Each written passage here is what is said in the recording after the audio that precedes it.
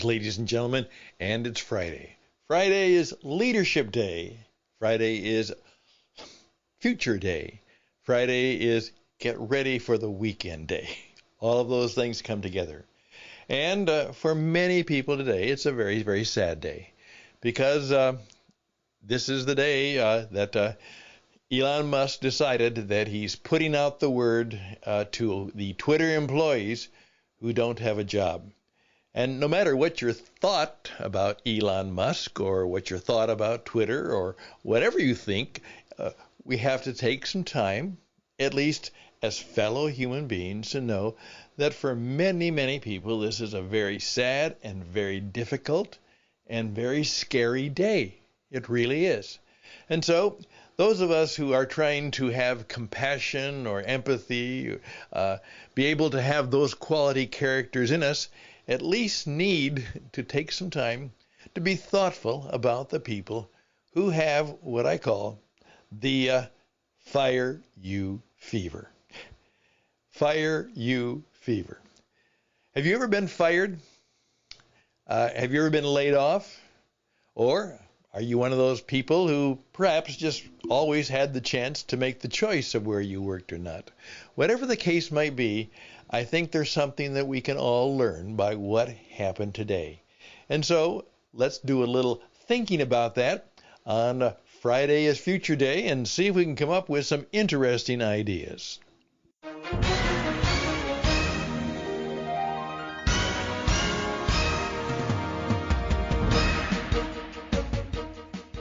Well, we're back. Now, there's one thing that the people who are unfortunately having to leave Twitter, there is one thing that I know, whether he did it right or wrong, Elon Musk at least did one thing right. For sure. Something that I find that a lot of people really don't do. It's one of my friends and mentors said to me, Stan Houston, just make sure. No bad news should be a surprise for anybody. No bad news should be a surprise for anybody. And he was pointing out that, let's say, someone is going to be let go.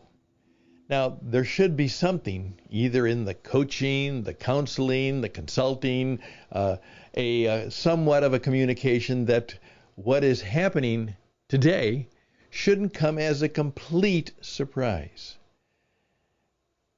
There should have been something that they knew about the possibility, about the situation. And of course, ever since Elon made his initial attempt for the Twitter business, those people knew that if Elon Musk was going to be their new boss, there was obviously probably going to be some significant changes that happened. And so many of them, I'm sure most of them, they're clever and smart people. They were at least well aware of the possibility. They certainly probably didn't think it would come in the way that it came or when it would come, but they were aware of the possibility. So in those matters, please keep in mind, if you have to deliver bad news, if you have to do something that's very unpleasant for the people involved, if at all possible, they know that something is up, something is not working out, something is changing, so that it's never a complete surprise. Or, as my mentor then went on to say, however, I do like surprises, pleasant ones. Yes, I'll take them. Pleasant surprises we want. Unpleasant surprises, I don't want them, and I don't want us to do them. Joe, just let that perhaps sit on your head for a while. Now, I can put something in place that perhaps this is a little bit of a reminder for all of us today. Many years ago, I started writing and saying something like this: there are no good jobs anymore. There are only projects and opportunities. There are no good jobs anymore. There are projects and opportunities. Now, one of the primary things that unions strive for, that hopefully people who are going out in the workplace are looking for, is that wonderful term called job security. They would like to know that if they come to work and do the work well and are good at what they do, that that job can last for a good long time. And of course, in the past years, that was possible. And there are people who really, they worked for the same company for 10, 15, 20, 30, 40 years, maybe even an entire lifetime before they retired or before they left the workforce. That, of course, is not going to happen anymore. So what I tell people is always be prepared to start over. Always be prepared to perhaps put a startup in place. Have a plan for you just in case, because there's a good chance that something is going to change radically and very differently. Now, we are at the point, too, those of us in the United States, there will be a major election on Tuesday, and it is one of the most heated elections around. There is a lot of just antagonism, threats of violence. There are people who are very, very emotional. It's not just, are we going to vote somebody in? We're also possibly going to vote somebody out. Are we going to change things? Are we going to change things in profoundly different ways? So right now, there are many people who are saying, what's going to be different after November? What is going to happen? What's going to be different? What should I do now? Well, let me just simply say this. First of all, always be prepared for something that you do to be radically impacted by the outside world which you can have no control over. And so, always be looking for ways that you could do something that you could have complete control over in some way. Now, for instance, one of my friends has taken the responsibility of leading a group of real estate brokers. And for years, the housing market has been red hot, and they were making a great deal of money. Interest rates were low, inflation was low, people had money, there was a shortage of housing, and people could count on that if they just did the job right, they would have that opportunity. Well, all of a sudden, the government, at least here in America, has decided to really jack up the interest rates. And in doing so, much of the housing market has collapsed in many areas. People aren't going to be building a house right now. They're not going to be buying a house right now. With the inflation, it's too expensive right now. It's too uncertain right now. And as a result, they're finding that what was a profitable project isn't so profitable anymore. I've noticed that as this has happened, you even see it in some of the commercials that people are putting out right now. For instance, the people who are advertising, why don't you refinance your home? Hey, let's make sure we get some cash out and we can sell your home, or we can perhaps refinance your home and you can take a lot of money out of the equity, and there you go. A very good and lucrative business, but now that business was and is always dependent on something out of their control. That is the interest rate set by the United States government and in those institutions that it controls. All of a sudden, that factor has made it very, very hard for them to do business as they hoped for and planned for. So what can you do that if the Twitter thing happens, what are you going to do? If something happens in your industry or your career, what are you going to do?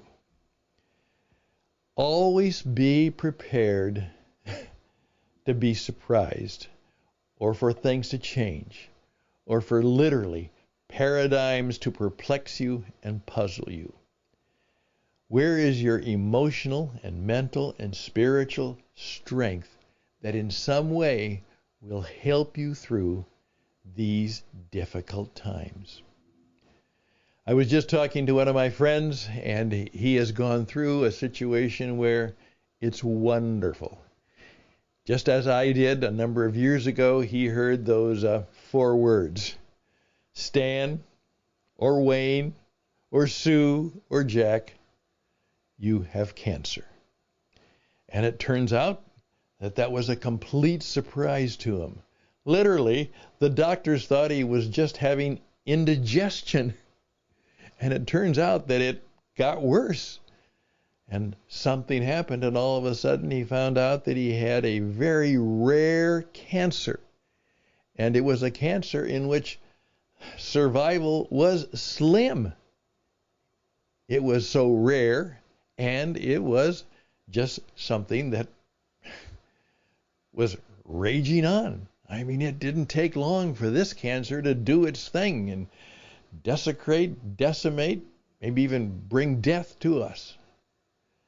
So those things make it tough. There is one retirement commercial that's going right now. And the person says, I want to have things under control.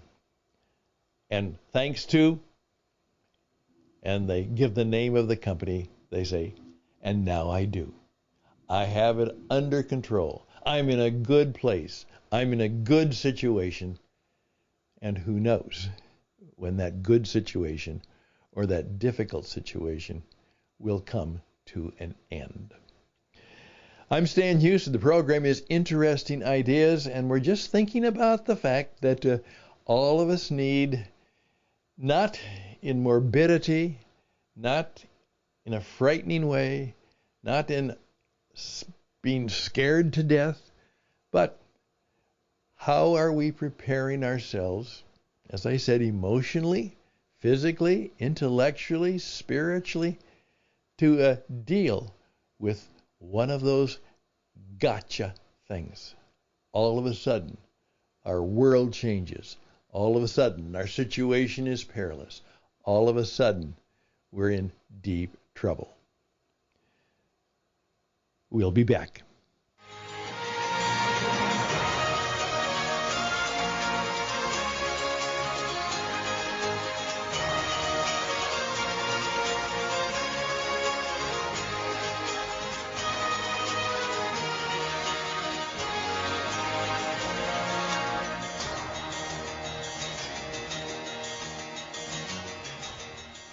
So always be ready. Now, don't get perverse about it. Don't panic about it. Remain calm. Press on. Continue to do good work. And please keep in mind that the person who has at least an ounce of curiosity and creativity to make yourself in your situation, in your position, just a little more valuable, helpful, and useful than the rest of the people you work with or compete with. Make sure you're always seeking to make what I would call the essential edge. Something that will give you more influence, more power, more ability to stay, more ability to control your situation, by always having the essential edge. Figure out how that might work. Secondly, be connected. As my friend who went through the cancer situation says, what got him through was not only the fact that he had his own hopes and dreams and prayers, but what he had was a whole network of people he was connected to that also we're involved in the struggle, both emotionally and physically and spiritually, to get through it. And so one of the sad things about social media is that we may be connected on the social media, but we may not really have the relationships of true connection. And so reach out. As I pointed out, Dale Carnegie wrote the book, How to Win Friends and Influence People. And my point in the book that we're trying to put together is called Make Good Friends. And of course, one of the best ways to make good friends is to see if in any way you can be a friend. So there we go. I hope you will have a good weekend. Again, remember, take some time, and this is a great time to do it. Rest, recreation, reflection, worship. Think about, okay, don't get upset. Don't even get involved in the politics of the moment if you're in America right now, or perhaps in some of those places where that is happening right now. Just wait it out. See what happens. And then begin to see if prayerfully, emotionally, spiritually, intellectually, you can be able to say, now I know, and this is what I should do now.